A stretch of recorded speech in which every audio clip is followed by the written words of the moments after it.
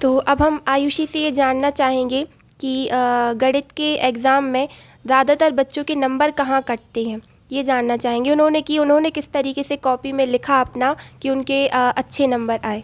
आयुषी। धन्यवाद।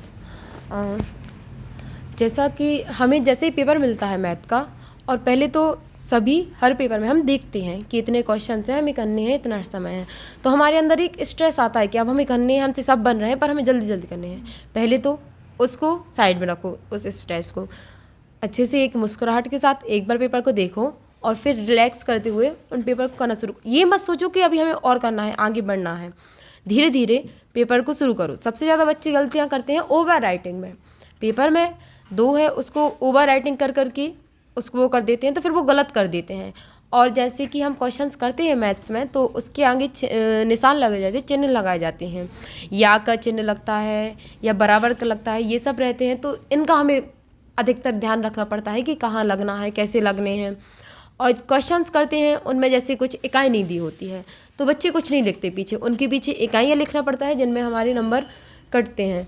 और पेपर में बच्चे सोचते हैं कि ज़्यादा पेजों में मतलब कम क्वेश्चन हो, जैसे कॉपी ज़्यादा बड़ी लगे। तो ऐसा नहीं करना हमें कि हम लाइन छोड़ छोड़ के लिख रहे हैं या सजा सजा के, नहीं, बट हमें ऐसा लिखना है कि स्पष्ट दिखे कि क्या लिखा है, क्या बना है। क्योंकि मैथ्स में अंकों का बहुत वो हो जाता है कि 2 के 4 लगने लगते हैं ओवर राइटिंग की वजह से।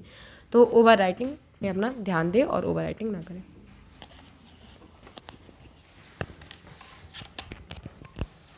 तो अभी अंत में हम परी से ये जानना चाहेंगे कि जो बच्चे अभी बोर्ड एग्ज़ाम देने वाले हैं, आप उनके लिए क्या बोलना चाहती हैं।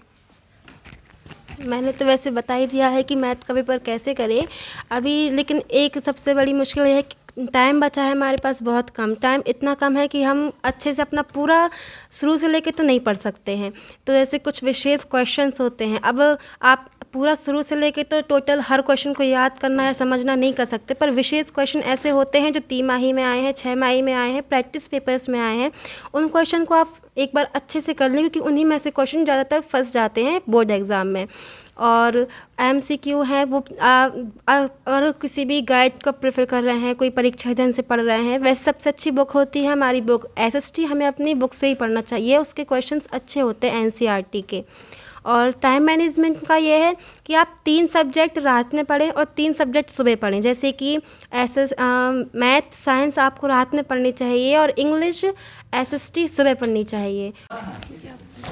अंत में हम यही कहना चाहेंगे कि आप अपनी परीक्षा की तैयारी अच्छे से करें जितना हो सके, और हम आपके उज्जवल भविष्य की कामना करते हैं। सकारात्मक सोच रखें और सकारात्मकता के साथ पेपर दें, चिंता की कोई बात नहीं है।